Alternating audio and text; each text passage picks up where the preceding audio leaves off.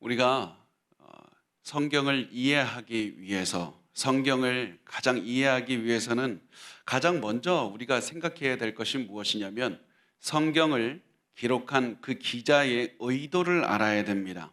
성경을 왜 기록을 했을까? 하나님께서는 이 사람에게 지혜를 주셔서 기도하게 하시고 또 기억하고 기록하게 하셨는데, 왜 기록하게 하셨을까? 그 상황을 좀 이해를 해야 됩니다. 그리고 그 사람의 의도를 알기 위해서는 이 사람의 글을 처음 읽는, 이 사람의 글을 처음 읽는 그 청중들의 상황도 이해를 해야 됩니다. 이 글을 가장 처음 읽고 들었던 청중들의 상황을 알면, 이 성경 기자가 왜 이거를 기록을 했을까? 왜 무엇을 전달하고 싶었을까? 이 말씀을 그들에게 어떻게 적용하기로 원했고 그 말씀을 우리에게 어떻게 적용해야 되는지 그것을 깨닫게 되기 때문에 그렇습니다.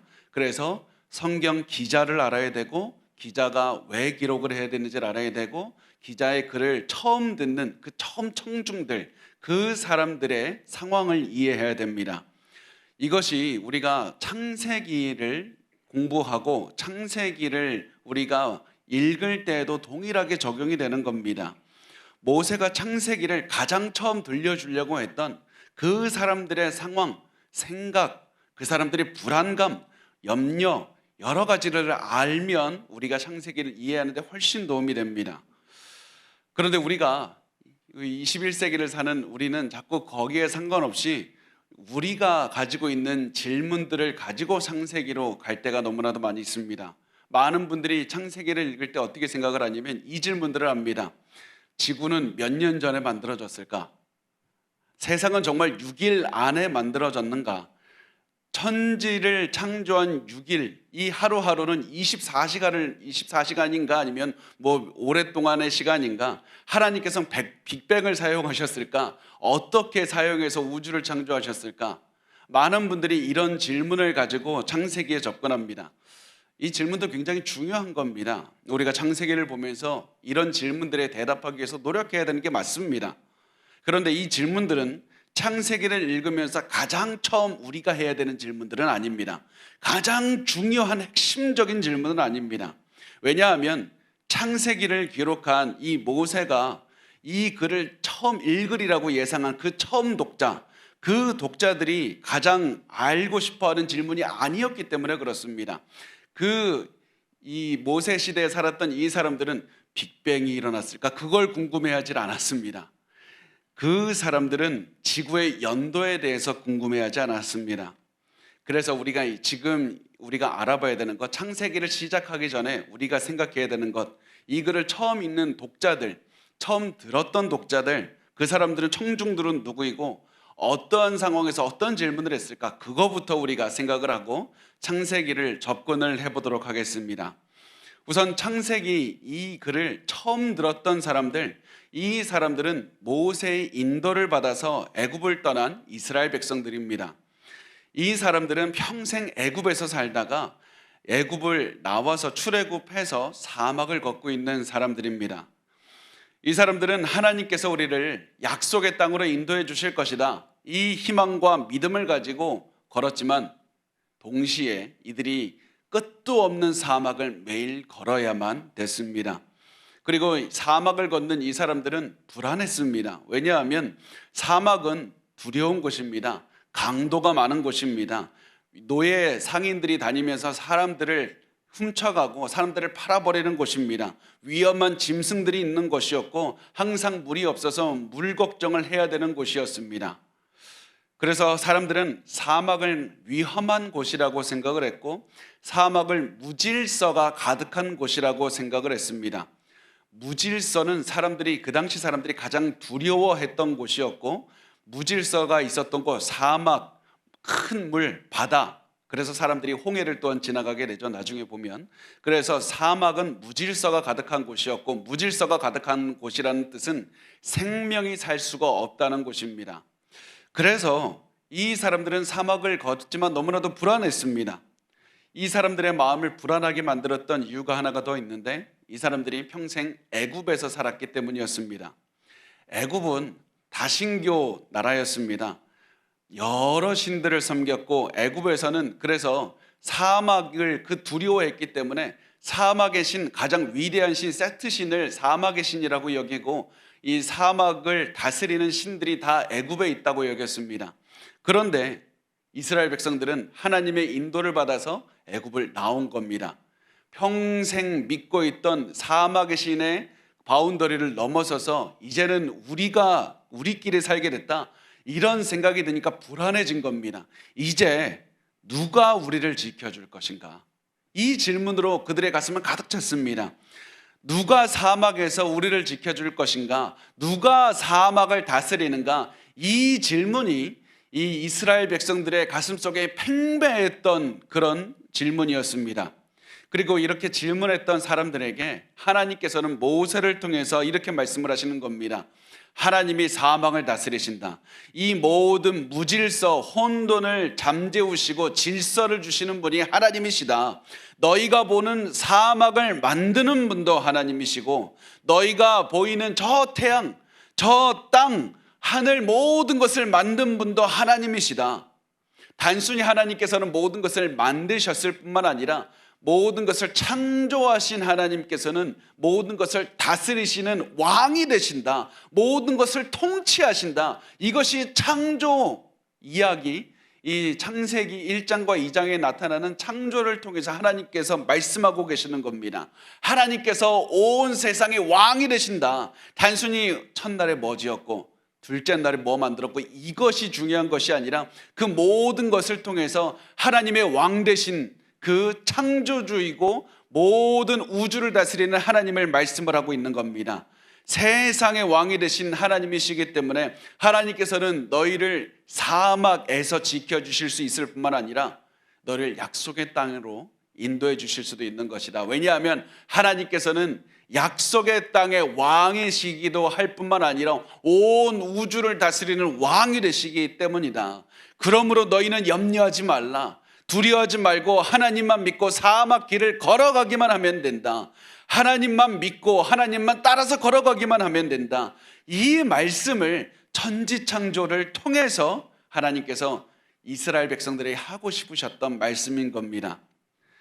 그래서 하나님께서는 천지창조 이야기를 보는 우리에게도 두려워하지 말라고, 너희 눈에 보이는 모든 새와 땅과 하늘과 모든 우주를 보면서 그냥 대단하다, 크다, 자연이 있다, 이것이 아니라 하나님이 다스리신다. 그리고 그 하나님이 너의 길을 인도하신다. 그것을 기억하기를 원하셨던 겁니다. 우리가 이 메시지, 하나님의 통치하심, 왕으로 다스리신다는 사실을 기억하고 우리가 오늘 말씀을 1절부터 나눠보도록 하겠습니다. 창세기 1장 1절은 이렇게 시작합니다. 태초에 하나님이 천지를 창조하시니라. 태초에 하나님이 천지를 창조하시니라.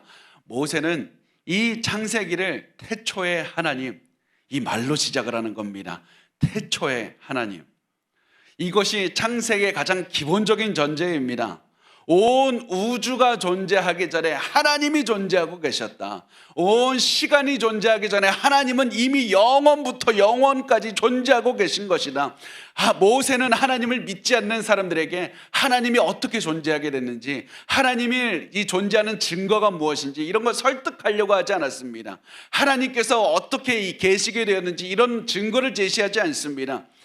하나님이 천지를 창조하기 전부터 영원부터 존재한다는 사실은 우리가 누구나 당연히 받아들여야 되는 진리라고 믿기 때문에 모세는 선포하고 있는 겁니다. 하나님이 계신다는 것은 부인할 수 없는 사실이다, 이렇게 외치고 있는 겁니다. 그래서 태초의 하나님, 태초의 하나님, 이 말을 통해서 성경 66권의 중에서도 가장 강력하게 모세가 외치는 겁니다. 하나님은 태초의 하나님이시다. 모든 천지 만물이 존재하기 전부터 이미 계셨던 하나님, 바로 태초의 하나님이시다.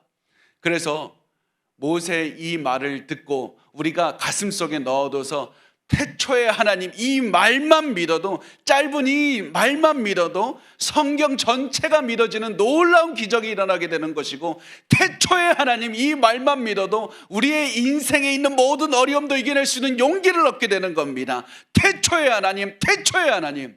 여러분, 그래서 고난이 왔습니까? 우리가 간단하게 태초에 하나님을 믿는 믿음만 달라고 하면 되는 겁니다.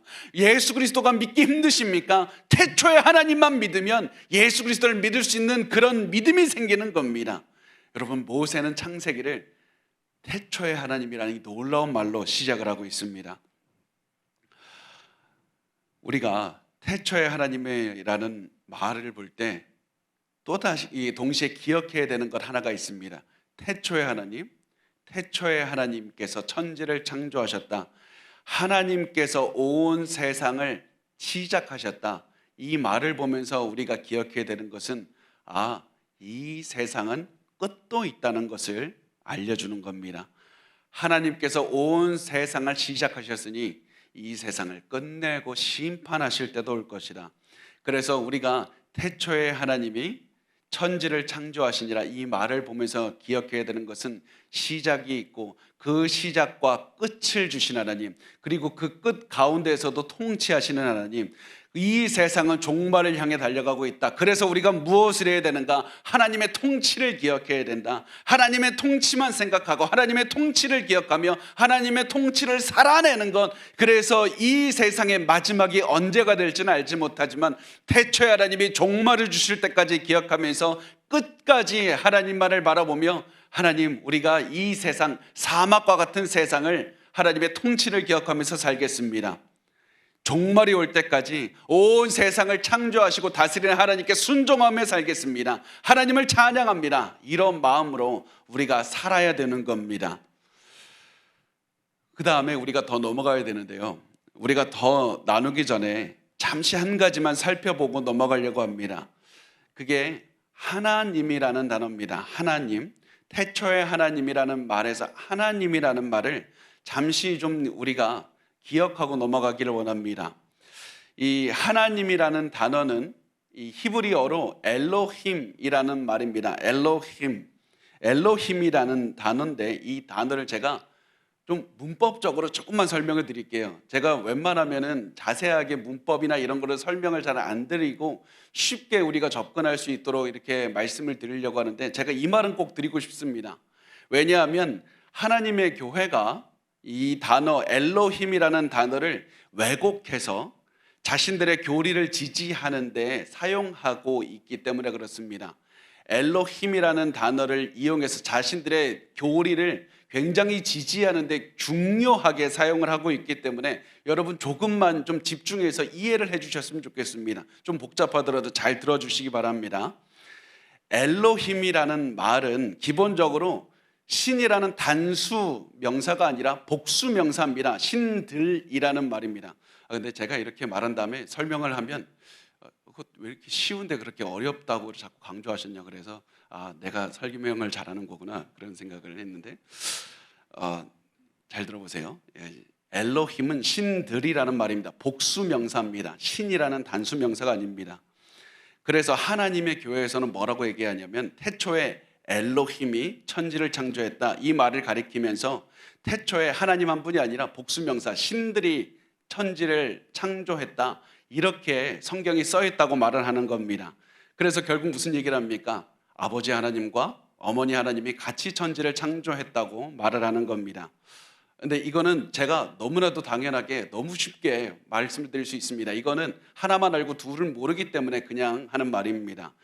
왜냐하면 창세기 1장 1절에 사용하는 엘로힘을 조금 제가 어려운 말로 표현하면 이 제왕적 복수, 위엄적 복수, 이 영어로 하면 plural 복수형 of respect하는 복수형이다. plural of majesty, 하나님의 왕권을 강조하는 복수형이다, 이런 의미입니다. 이게 왜 그러냐면 이거는 복수형으로 명사를 쓰긴 했는데 실제로는 단수형의 의미인 겁니다. 복수형이라고 신들이라고 이렇게 썼지만 실질적으로 어떻게 의미가 되냐면 신이라는 의미가 됩니다. 그 대신에 왜 그런 복수형으로 복잡하게 그렇게 씁니까? 그 이럴 때 쓰는 복수형은 하나님이 여러분이라는 뜻을 설명하기 위해서 복수형을 쓴 게 아니라 하나님이 그 누구에 비해서도 견줄 수 없는 영원한 영광과 위엄을 가진 가장 높으신 분, 이것을 강조하기 위해서 복수형 명사를 사용한 겁니다. 그래서 아시겠죠? 저를 보면서 제가 방금 영어 쓰는 거 아니죠? 네, 그래서 복수형 명사를 썼지만 실제는 단수 신이라는 뜻이고 다신의 신이라지만 굉장히 높으신 하나님, 위대하신 하나님을 설명할 때 복수형 명사를 일부러 사용하는 겁니다. 그래서 엘로힘은 신들이 아니라 가장 높으신 하나님 한 분을 의미하고 있습니다.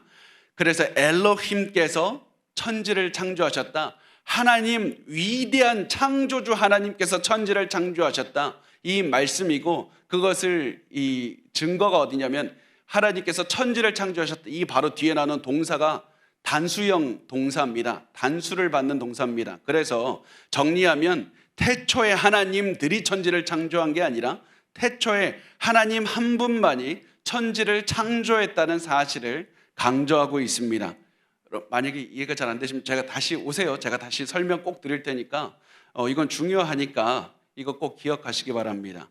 그래서 태초에 엘로힘 하나님께서 천지를 창조하셨다고 말씀을 한 다음에 이렇게 말씀을 합니다. 태초에 하나님이 천지를 창조하시니라. 천지를 창조하시니라. 온 세상이 존재하기 전부터 계셨던 하나님께서 천지, 그러니까 하늘과 땅을 창조하셨다는 겁니다. 여러분 좀 머리 아프시죠? 근데 우리 하나만 더 배웠으면 좋겠어요. 성경을 읽을 때 너무 중요한 거라서 자주 반복이 되고 중요한 거라서 말씀을 드리는 겁니다. 이 성경에서 자주 쓰는 방법, 이 표현법이 무엇이냐면 그 중에 하나가 메리즘이라는 게 있습니다. 이 한국어로도 메리즘이라고 쓰더라고요. 메리즘이 뭐냐면 양 끝에 두 가지를 언급해서 그 안에 있는 모든 것들도 포함시켜서 말하는 겁니다. 어떤 거냐면 예를 들면 선악을 알게 하는 나무, 선과 악 끝에 있고 그 가운데 있는 모든 지식, 그걸 알게 하는 나무. 그리고 마태복음 24장 35절에 천지는 없어질지언정 내 말은 없어지지 아니하리라. 하늘과 땅은 없어질지언정. 하늘, 가장 높이 있는 곳 하늘, 땅, 가장 낮은 곳에 있는 땅, 그 사이에 있는 모든 것, 그 모든 세상에 무너진다 없어진다 할지라도 예수님의 말씀만은 없어지지 아니하리라. 마찬가지로 하나님께서 천지를 창조하셨다는 말씀은 하늘과 땅을 창조하셨다는 의미가 아니라 하늘과 땅과 그 안에 있는 모든 것을 하나님께서 만드셨다는 사실을 강조하고 있는 겁니다. 하나님께서는 이 세상에 존재하는 것, 눈에 보이는 것들, 물질세계, 눈에 보이지 않는 영적인 것들, 하나님께서 시간도 다 만드신 겁니다.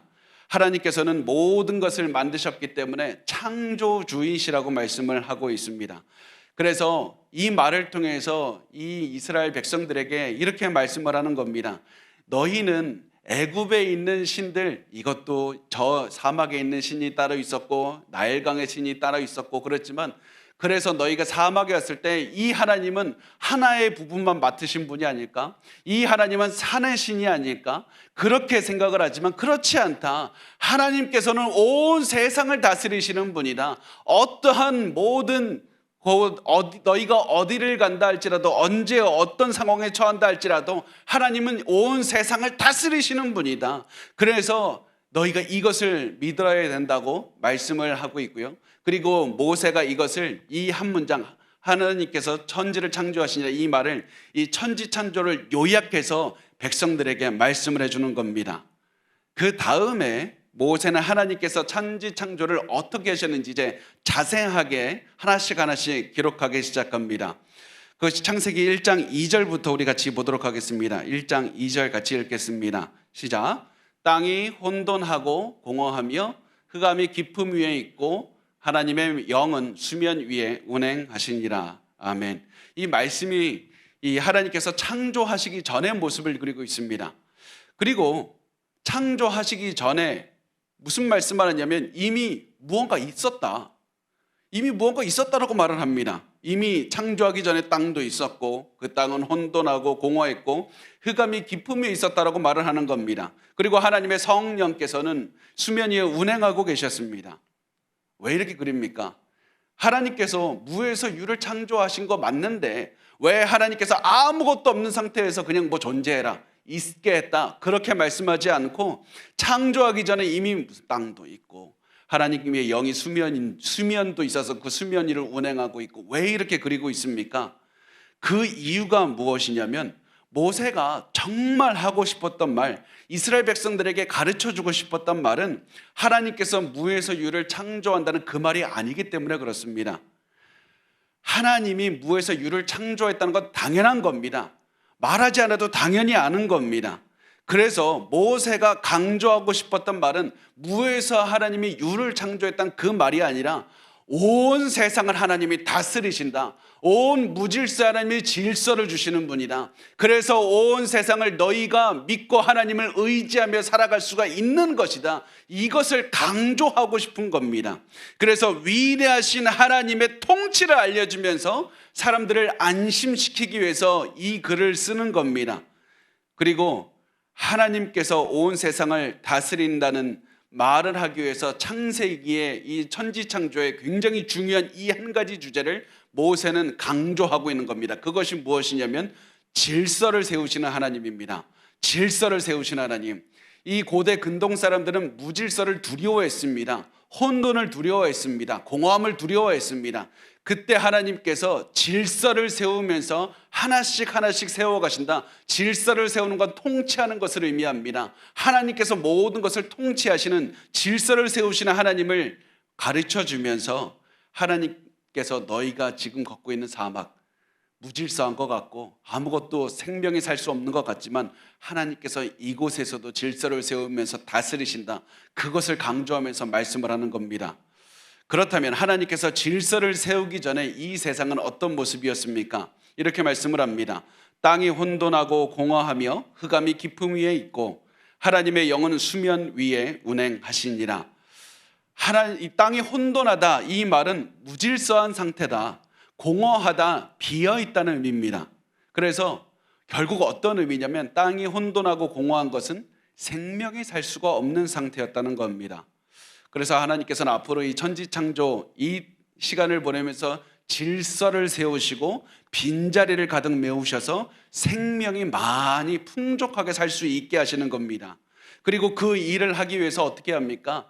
그 일을 하기 위해서 하나님의 영이 수면 위에 운행하시니라. 성령께서 일하신다. 하나님께서 혼자 일하지 않으시고 성령께서 함께 하셨고 하나님께서 말씀하실 때 예수 그리스도께서 일하셨다는 것을 우리에게 보여주고 있는 겁니다. 그래서 이제부터 하나님께서 이 세상에 질서를 주기 위해서 하셨던 것을 우리가 하나씩 보도록 하겠습니다. 창세기 1장 3절에서 5절 말씀 우리 같이 읽겠습니다. 시작. 하나님이 이르시되 빛이 있으라 하시니 빛이 있었고 빛이 하나님이 보시기에 좋았더라. 하나님이 빛과 어둠을 나누사 하나님이 빛을 낮이라 부르시고 어둠을 밤이라 부르시니라. 저녁이 되고 아침이 되니 이는 첫째 날이니라. 아멘. 하나님이 이르시되 빛이 있으라 하니 빛이 있었고 하나님께서 이르시되 있었고 하나님께서 말씀하시니까 그대로 됐다는 겁니다. 이 말씀을 통해서 하나님의 위대한 주권, 하나님의 통치, 하나님께서 명령하면 모든 것이 그대로 이루어지는 것을 선포하고 있는 겁니다. 이 세상 어느 것도 하나님의 왕으로서 선포하시는 명령에 거부할 수가 없다. 하나님께서 빛이 있으라 하심에 빛이 있었다. 엄청난 선포를 하면서 소리치고 있는 겁니다. 그렇게 하면서 하나님께서는 낮과 밤을 만드셨습니다. 여기서 우리가 집중해야 될 것, 나누셨다. 빛과 어둠을 나누셨다라는 표현에 집중해야 됩니다. 왜 그렇습니까? 나누셨다는 말은 혼동되어 있는 것을 나눠서 질서를 세우셨다는 의미가 되기 때문에 그렇습니다. 하나님께서는 혼동돼서 무질서가 가득한 곳에서 질서를 세우시면서 낮과 밤을 나누셨습니다. 그 다음에 하나님은 빛을 낮이라 부르셨고 어둠을 밤이라고 부르셨습니다. 하나님이 부르셨다, 이름을 지어주셨다. 이름을 지어주셨다라는 것은 하나님께서 낮과 밤의 주인이라는 사실을 말씀을 하고 있는 겁니다. 이렇게 해서 계속해서 창세기에 이 천지창조 이것을 통해서 이 천지 창조 이야기를 통해서 계속해서 모세는 하나님이 운행하신다, 하나님께서 다스리신다, 하나님께서 지금도 왕이 되신다는 사실을 강조하고 또 강조하는 겁니다. 왜 하나님이 이름을 지어주신 것이 다스리는 것의 이유가 됩니까? 고대 근동에서는 누군가의 이름을 지어준다는 것, 그것은 그 대상에 대한 권리가 있고 다스린다는 의미가 되기 때문에 그렇습니다. 그래서 나중에 아담에게 많은 동물들이 와서 그 이름을 아담이 지어주는 장면을 우리가 보게 되지 않습니까? 그것은 아담이 그냥 이름 지어주기 좋아했다는 것이 아니라 하나님께서 아담이 이 짐승들을 다스릴 수 있는 그런 권한을 주셨다는 것을 의미하고 있습니다. 그래서 하나님께서 빛을 낮이라 칭하시고 그리고 그 어둠을 밤이라고 부르셨다. 이것은 하나님께서 밤과 낮, 온 날을, 모든 시간의 주인이 되신 것을 말씀을 하고 있습니다. 그런데 여기서 나오는 낮과 밤이 무엇입니까? 이것을 한번 우리가 짚고 넘어가야 됩니다. 낮과 밤이 무엇인가? 우선 태양과 달은 아닙니다. 태양, 달, 별은 절대 아닙니다. 이것은 나중에 4일째 창조되는 겁니다. 그러면 지금 만드신 이 낮과 밤, 이 빛과 어둠은 무엇입니까? 이 많은 학자들은 첫째 날 하나님이 만드신 빛은 하나님의 찬란한 영광의 빛이라고 말하고 임재의 빛이라고 말하고 우리가 보통 이 흔히 말하는 셰키나 글로리, 하나님의 그 영광을 말을 한다고 합니다. 빛이 하나님에게서 비롯되었기 때문에 태양이 존재하기 전부터 세상을 비출 수 있었던 것이다, 이렇게 말을 하기도 하고, 어떠한 과학자들은 이때 사실 빅뱅이 이루어진 것이다, 그래서 밝은 빛이 우주가 폭발하면서 탄생했을 것이라고 말을 하는 사람도 있습니다. 저는 이렇게 생각합니다. 첫째 날에 낮과 밤을 구별하시는 시간을 만드셨다는 것을 말씀을 하는 것이다. 시간을 만드셨다. 천지를 창조하실 때 가장 먼저 시간을 창조하셨다라는 것을 의미한다고 저는 그렇게 생각을 합니다. 그래서 하나님께서는 시간을 창조하셨다라는 것을 말씀을 한 다음에 이 구절 이렇게 말씀하시는 겁니다. 저녁이 되고 아침이 되니 이는 첫째 날이니라. 저녁이 되고 아침이 돼서 시간이 흘러가는 것을 보여주고 있습니다. 그 다음에 하나님께서는 이것을 보고 좋았다고 말씀하십니다. 하나님께서 보시기에 좋았다. 이 모든 것은 하나님의 뜻대로 이루어지고 있다. 하나님의 뜻을 거슬러서 이루어지는 것이 아무것도 없다. 왜냐하면 그 어떠한 것도 하나님의 선하신 뜻에 복종하지 않을 수 없기 때문에 그렇습니다. 하나님께서는 모든 것을 다스리시는 분이고 하나님이 보시기에 좋으셨다. 하나님이 판단하시는 분이다. 무엇이 선이고 무엇이 악한지 판단하시는 분이다. 그리고 그 하나님께서는 온 세상의 마지막에 왔을 때 모든 선과 악을 판단하실 것이다. 그 하나님을 기억하라고 말씀을 합니다. 그리고 우리가 더 말씀을 진행하기 전에 이것을 꼭 나누고 싶은데요. 저녁이 되고 아침이 되었다고 말씀을 하죠. 그리고 이 말씀 때문에 유대인들은 하루의 시작을 저녁으로 삼았습니다. 그래서 저녁이라고 생각했고 해가 질 때 하루가 끝이 난다고 생각을 한 겁니다. 이렇게 해서 하나님께서 모든 것을 다스리시는 것에 대해서 말씀을 합니다. 자, 그렇다면 여기서 우리가 한 가지 더 넘어가기 전에 우리가 꼭 한꺼번에 짚고 넘어가고 싶은 것이 무엇이냐면, 이 말씀에 있어서 계속 천지 창조에서 반복되는 저녁이 되고 아침이 되어 첫째 날이 되었다, 둘째 날이 되었다, 셋째 날이 되었다, 이렇게 말을 하는데 첫째 날, 둘째 날, 셋째 날은 얼마나 긴 겁니까? 많은 학자들이 24시간입니다. 하나님께서 24시간 안에 이 창조를 하셨고 24시간 둘째 날 안에 창조하셨고 이렇게 말을 하기도 합니다. 그런데 저는, 그리고 많은 학자들, 굉장히 대부분의 학자들은 이것이 24시간이라고 생각을 하지는 않습니다. 실제로 24시간 내에 창조하셨다라는 말은 하는 게 아니라 하나님께서 창조하셨다라는 것을 상징적으로 이렇게 묶어서 표현을 하는 겁니다.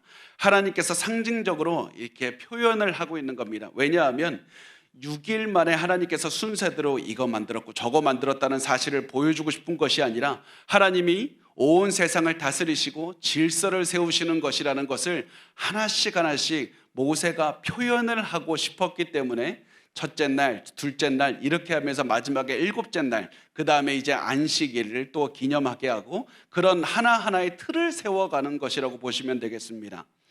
그 다음에 이제 창세기 1장 6절에서 8절까지의 말씀은 이렇게 말씀하고 있습니다. 하나님이 이르시되 물 가운데 궁창이 있어 물과 물로 나뉘라 하시고 하나님이 궁창을 만드사 궁창 아래의 물과 궁창 위의 물로 나뉘게 하시니 그대로 되니라. 하나님이 궁창을 하늘이라 부르시니라. 저녁이 되고 아침이 되니 이는 둘째 날이니라. 이 둘째 날에는 하나님께서 물 가운데 궁창을 두고 물과 물로 나누게 하셨습니다. 나뉘게 하셨다는 말씀을 다시 등장하고 있습니다. 나뉘게 하신 것은 질서를 주신 겁니다. 질서를 주셔서 결국 질서를 주셔서 무엇을 하게 하느냐? 자신의 기능을 수행하게 하는 겁니다. 자신에게 맡겨진 올바른 기능을 수행하게 하는 것. 혼합되어 있고 혼재되어 있으면 아무런 기능도 하지 못하는데 이제는 하나님께서 나누셔서 올바른 이 기능을 수행할 수 있도록 질서를 주셨습니다. 그렇다면 여기에서 질서를 주신 이 궁창이 무엇입니까? 궁창은 우리가 흔히 말하는 하늘을 말합니다. 하늘에 있는 물인 구름과 그 다음에 땅에 있는 물, 바다, 강, 호수 이렇게 물로 나눈 겁니다. 그렇게 해서 사람이 살 수 있는 기능을 할 수 있는 곳으로 하나님께서 질서를 하나씩 세우셨다. 이것을 보여줍니다. 그 다음에 이제 둘째 날이 끝나게 되고 그 다음에 9절에서 13절은 이렇게 말씀을 합니다. 하나님이 이르시되 천하의 물이 한 곳으로 모이고 묻이 드러나라 하시니 그대로 되니라. 하나님이 묻을 땅이라 부르시고 모인 물을 바다라 부르시니 하나님이 보시기에 좋았더라. 하나님이 이르시되 땅은 풀과 씨 맺는 채소와 각기 종류대로 씨 가진 열매 맺는 나무를 내라 하시니 그대로 되어 땅의 풀과 각기 종류대로 씨 맺는 채소와 각기 종류대로 씨 가진 열매 맺는 나무를 내니 하나님이 보시기에 좋았더라. 저녁이 되고 아침이 되니 이는 셋째 날이니라. 하나님께서 셋째 날에는 천하의 물이 한 곳으로 모이게 하시고 묻이 드러나게 하셨습니다. 마른 땅이 드러나게 하시고 물을 모으게 하셨습니다. 이렇게 해서 바다가 생겨나게 하시고 땅이 드러나게 하신 겁니다. 그렇게 해서 또다시 질서를 세우셨고 그 다음에 하나님께서는 마른 땅에 최초의 생명체 식물이 자라나게 하셨습니다. 그런데 여기서 우리가 기억해야 되는 말씀이 있는데 이제부터 계속해서 반복되는 말 종류대로 만드셨다라는 것에 집중을 해야 됩니다. 하나님께서 그냥 식물을 만드셨다 말씀하지 않고 각기 종류대로 만드셨습니다. 계속 종류대로라는 말이 계속 반복됩니다. 왜냐하면 이 말을 통해서 우리가 알 수 있는 것이 무엇이냐면 진화한 게 아니라는 겁니다. 진화론자들은 처음에는 하나였다가 그것이 조금씩 퍼져가서 계속해서 이제 다른 것들로 변해갔다고 말을 하지만 하나님께서는 처음부터 종류대로 만드셨다. 다 다르게 만드셨다. 그렇게 그 사실을 강조하고 있습니다. 그 다음에 14절부터 19절은 이렇게 말씀을 합니다. 하나님이 이르시되 하늘의 궁창에 광명체들이 있어 낮과 밤을 나뉘게 하시고 그것들로 징조와 계절과 날과 해를 이루게 하라. 또 광명체들이 하늘의 궁창에 있어 땅을 비추라 하시니 그대로 되니라. 하나님이 두 큰 광명체를 만드사 큰 광명체로 낮을 주관하게 하시고 작은 광명체로 밤을 주관하게 하시며 또 별들을 만드시고 하나님이 그것들을 하늘의 궁창에 두어 땅에 비추게 하시며 낮과 밤을 주관하게 하시고 빛과 어둠을 나뉘게 하시니 하나님이 보시기에 좋았더라. 저녁이 되고 아침이 되니 이는 넷째 날이니라. 자, 이제 4일째 되는 날에 빛을 내는 이 별들, 태양과 달, 별 이런 것들을 만드신 겁니다. 하나님께서 다른 여러 가지가 있었음에도 불구하고 일부러 해와 달과 별의 창조에 대해서 이 집중해서 기록하는 이유가 있습니다. 그 이유가 무엇이냐면 이 태양과 이 별과 달의 창조주가 하나님이라는 사실을 강조하는 겁니다. 이게 무슨 얘기냐면 이 당시 사람들은 태양과 달과 별을 신으로 숭배하고 있었습니다. 가장 위대한 신이라고 높이고 있었습니다. 자신들에게 가장 중요한 것 태양과 달과 별이라고 생각했습니다. 여러 가지 중에 그 이유 중에 하나가 무엇이냐면 이 사람들이 농사를 지었는데 농사에서 가장 중요한 게 태양이었고 달이었기 때문에 그렇습니다. 그래서 이 사람들이 태양과 달과 별들을 바라보면서 신으로 숭배하고 이것들을 두려워했지만 하나님께서는 이 모든 것들을 창조하신 분이라 내가 너희가 가장 두려워하는 모든 신들을 내가 그 신들은 존재하지 않고 내가 그 모든 우주 만물을 창조하신 창조주라는 것을 보여주고 있는 겁니다. 너희가 아무리 위대하고 대단하고 생각하는 그런 존재라고 할지라도 하나님의 창조물에 지나지 않으니까 너희는 그 어떠한 것도 두려워하지 말고 하나님만 바라보라고 그 사실을 말씀을 하고 있습니다. 그 다음에 20절에서 23절은 이렇게 말씀을 합니다. 하나님이 이르시되 물들은 생물을 번성하게 하라. 땅 위에 하늘의 궁창에는 새가 나르라 하시고 하나님이 큰 바다 짐승들과 물에서 번성하여 움직이는 모든 생물을 그 종류대로 날개 있는 모든 새를 그 종류대로 창조하시니 하나님이 보시기에 좋았더라. 하나님이 그들에게 복을 주시며 이르시되 생육하고 번성하여 여러 바닷물에 충만하라. 새들도 땅에 번성하라 하시니라. 저녁이 되고 아침이 되니 이는 다섯째 날이니라. 자, 다섯째 날에는 이 물에 사는 생물들, 물고기들과 공중에 사는 새들을 만드셨습니다. 그런데 여기서도 또다시 강조를 하고 있습니다. 종류대로 만드셨다. 하나님께서는 그 각 생물들을 종류별로 만드신 겁니다. 진화에서는 하나의 생명체에서 여러 개로 퍼져갔다고 말씀하지만 성경은 하나님께서 처음부터 종류대로 질서를 두고 창조하셨다고 말씀을 하고 있습니다. 게다가 굉장히 하나님께서는 지금까지 나오지 않았던 굉장히 중요한 말씀을 하는데 그것은 이 생명체들에게 생육하고 번성하고 충만하라고 말씀을 하는 겁니다. 생육하고 번성하고 충만하라. 이 말씀은 식물들에게는 하지 않으셨습니다. 왜냐하면 식물들은 의식이 없기 때문에 그렇습니다. 그래서 하나님께서는 이 짐승들과 의식이 있는 짐승들과 의식이 없는 식물들은 전혀 다른 존재인 것이다. 같이 나온 것이 아니라 같은 곳에서 나온 것이 아니라 질적으로 전혀 다른 존재라는 사실을 말씀을 하고 있는 겁니다. 하나님께서는 의식 있는 생명체에 특별한 복을 주셔서 생육하고 번성하는 그런 복을 내려주셨습니다. 그 다음에 이렇게 말씀을 합니다. 24에서 25절을 보면 하나님이 이르시되 땅은 생물을 그 종류대로 내되 가축과 기는 것과 땅의 짐승을 그 종류대로 내라 하시니 그대로 되니라. 하나님이 이 땅의 짐승을 그 종류대로 가축을 그 종류대로 땅에 기는 모든 것을 그 종류대로 만드시니 하나님이 보시기에 좋았더라. 땅에서 사는 생명체들은 이제 제6일에 창조가 되게 되는데 이때도 또다시 강조합니다. 동물들을 각기 종류대로 창조하셨다. 하나님께서는 처음부터 다르게 만드셨다. 동물들이 소유한 이 생명, 의식 있는 생명이었고 그것들을 처음부터 가졌고 다 각자 다른 생명들에게 주셨다고 말씀을 합니다. 그렇게 해서 동물을 창조하신 다음에 하나님이 인간을 창조하십니다. 26절에서 27절 우리 같이 읽어보겠습니다. 시작. 하나님이 이르시되 우리의 형상을 따라 우리의 모양대로 우리가 사람을 만들고 그들로 바다의 물고기와 하늘의 새와 가축과 온 땅과 땅에 기는 모든 것을 다스리게 하자 하시고 하나님이 자기 형상 곧 하나님의 형상대로 사람을 창조하시되 남자와 여자를 창조하시고 하나님께서 인간을 창조하셨는데 인간은 지금까지 다른 모든 피조물과는 달랐고 단순히 다를 뿐 아니라 특별했습니다. 그래서 그 특별함이 어디서 드러나는가? 하나님께서는 인간만 하나님의 형상으로 창조하셨다라고 말씀을 하는 겁니다. 자, 그러면 이제부터 중요합니다. 하나님의 형상을 따라 지음받은 게 무슨 의미입니까? 도대체 어떻게 하는 게 하나님의 형상을 따라 지음받은 겁니까? 우선은 이 말은 여러 학자들이 다양한 의견을 냅니다. 그래서 우리가 확실하게 이것만 하나님의 형상을 따라 지음받은 것이다, 그것만을 가리키는 것이다 말할 수는 없습니다. 그렇지만 우리가 확실하게 알 수 있는 것 우선 하나는 무엇이냐면 우리가 남자와 여자의 몸을 갖고 있다는 것이 하나님의 형상대로 지음받은 것은 아니라는 겁니다.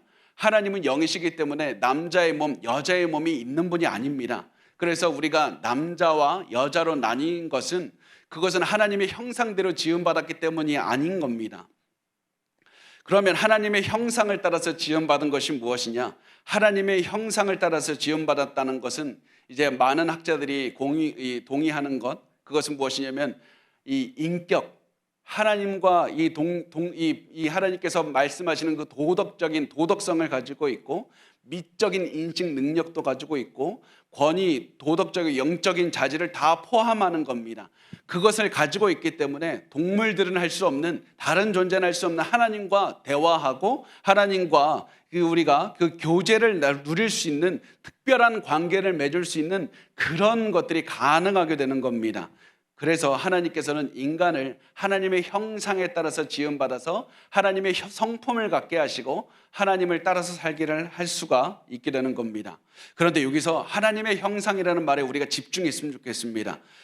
두 가지 중요한 의미를 더 말씀을 드리기를 원하는데, 그 중에 첫 번째가 무엇이냐면, 이때 형상이라는 것은 이 당시 고대 근동에서는 우상을 의미하는 단어였습니다.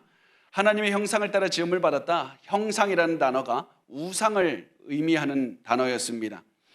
고대 근동 사람들은 신의 형상을 만들어 놓고 그것들을 숭배했습니다. 왜냐하면 그 사람들도 그게 신이 아니라는 거 압니다.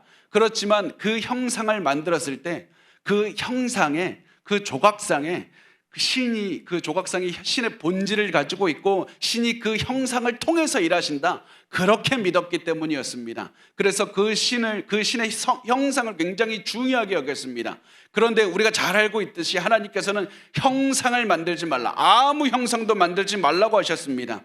왜 그렇습니까? 너희가 바로 하나님의 형상을 받은 존재이기 때문에 그렇다. 너희가 신의 형상을 만들지 말고 신의 형상이 어떻게 생기는지 알고 싶다면 너희를 보면 된다. 너희가 바로 거울을 보면 하나님의 형상을 따라 지음받은 존재가 어떤 존재인지 알 수 있을 것이다. 온 세상 피조물 중에 하나님과 가장 유사성을 가지고 있는 존재가 바로 너희다. 그리고 바로 여기서 두 번째 의미, 하나님께서 신의 형상을 따라 지음을 받았다, 그 말씀을 하신 이유 두 번째가 나오는데, 그것은 무엇이냐면 이제부터 우상의 형상을 통해서 우상이 일한다고 믿었던 것처럼 이제 너희가 하나님의 형상이기 때문에 하나님의 뜻을 따라서 너희가 일을 해야 된다, 그 사실을 강조하는 겁니다. 온 세상을 통치하신 하나님께서 하나님의 형상을 따라 지음받은 너희를 통해서 일하시기를 원한다. 너희가 이제는 하나님의 통치자로서 하나님께서 너희에게 통치의 그 권한을 위임받은 그런 사람들로서 이제는 하나님을 위해서 온 세상을 다니면서 다스리며 살아야 된다고, 온 세상을 가면서 하나님의 뜻을 실천하며 살라고 말씀을 하는 겁니다.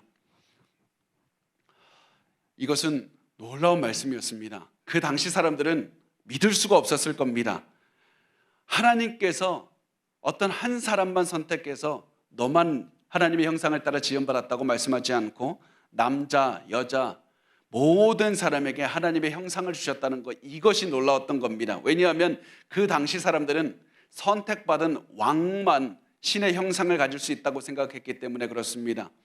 왕만 신의 형상을 따라서 이 신의 형상을 가지고 있기 때문에 왕과 나머지 사람들을 구별하는, 차별하는 그런 방법으로 나는 신의 형상이다, 이렇게 왕들이 주장했던 겁니다. 그런데 하나님께서는 그것에 어떠한 구별도 두지 않으셨습니다. 차별도 두지 않으셨습니다. 남자와 여자도 다르지 않고 노인과 어린이도 다르지 않습니다. 하나님께서는 모든 사람은 하나님의 형상을 가지고 있다는 사실을 통해서 모든 신분제를 다 철폐하신 겁니다. 모든 사람을 동등하게 만드신 겁니다. 모든 사람을 평등하게 하시면서 너희가 다 같이 아래로 내려갈 것이 아니라 왕과 같이 살아야 된다. 모든 사람이 하나님의 세우신 왕처럼 살아야 된다. 하나님의 뜻을 행하며 온 세상을 다스리며 살라, 이 사실을 강조하면서 이렇게 말씀을 합니다. 28절에 보면 하나님이 그들에게 복을 주시며 하나님이 그들에게 이르시되 생육하고 번성하여 땅에 충만하라, 땅을 정복하라, 바다의 물고기와 하늘의 새와 땅에 움직이는 모든 생물을 다스리라 하시니라.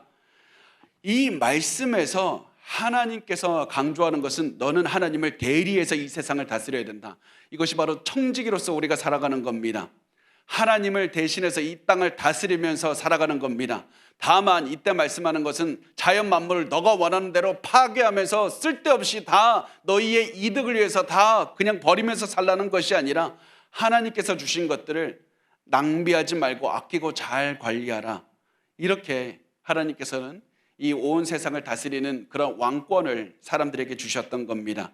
그래서 인간은 처음부터 자신이 하나님께 성실하고 책임을 다하는 그런 존재로 만들어진 겁니다. 그래서 하나님께서는 인간에게 자연을 잘 보살피고 보존해서 필요 이상의 파괴하지 말고 잘 다스리라고 말씀을 하셨습니다. 그리고 이렇게 말씀을 합니다. 창세기 1장 29절에서 31절 우리 같이 읽어보겠습니다. 시작. 내가 온 지면에 씨 맺는 모든 채소와 씨 가진 열매 맺는 모든 나무를 너희에게 주노니 너희의 먹을거리가 되리라. 또 땅의 모든 짐승과 하늘의 모든 새와 생명이 있어 땅에 기는 모든 것에게는 내가 모든 푸른 풀을 먹을거리로 주노라 하시니 그대로 되니라. 하나님이 지으신 그 모든 것을 보시니 보시기에 심히 좋았더라. 저녁이 되고 아침이 되니 이는 여섯째 날이니라. 아멘. 여기서 이 말씀 두 가지 사실을 우리에게 알려줍니다. 첫 번째가 무엇이냐면 하나님께서 사람과 짐승들에게 먹이를 주신다, 먹을 것을 주신다.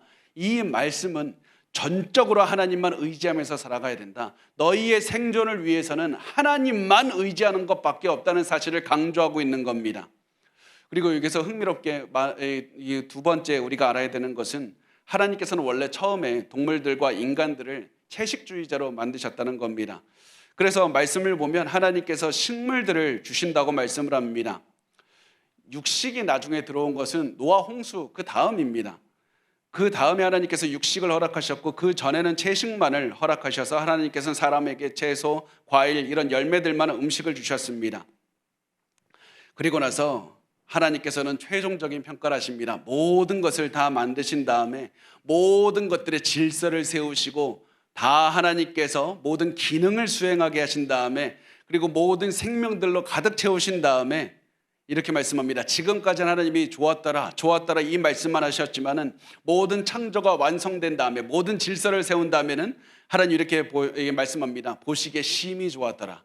하나님께서 보시기에 심히 좋았다라고 말씀을 하고 있습니다. 이렇게 해서 사람들을 원래 채식하는 것들도 하나님께서 보시기에 이게 굉장히 좋은 모습이었습니다. 그런데 이 말씀을 보고 많은 분들이 그러면 우리 채식으로 돌아가야 됩니까?